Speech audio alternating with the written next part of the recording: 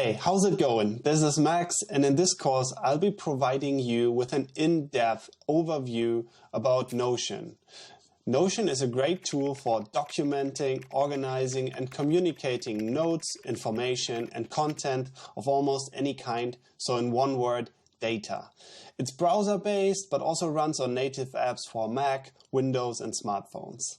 I'm personally using Notion for many different tasks as journaling, managing my day-to-day work, planning holidays, family topics, and I'm also planning these videos here in Notion. It's really powerful and versatile, and I think that many of you can benefit from it and thus also from this course.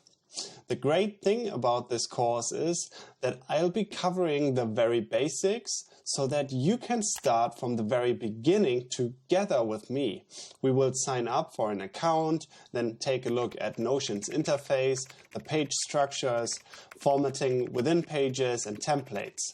And we're also going to use the free version of the tool for this course so that you can try it out without having to buy the license.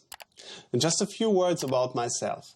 I'm currently working full-time as a senior UX designer and researcher in Germany, and besides that, I'm publishing online courses that are mostly about the topics of user experience design, software tutorials, and productivity. Feel free to also check out my YouTube channel, where I'm also posting videos about these topics. So think about shopping lists or to-do lists that you want to write or that are currently distributed on pieces of paper or on some random apps. Think of holiday plans. Think of project plans. Think of complex databases with tagging systems and rich formatting. You can do all of that in Notion, and it's not even that hard. After this course, you will have a profound understanding of Notion and its functionalities. So if you're right now uncertain whether Notion could be the right tool for you, then you'll be able to make that decision after this course. And if you already like Notion and just want to kickstart your Notion ambitions, then you'll be ready to go and start working with Notion. So let's not waste any time and jump directly into the first lesson.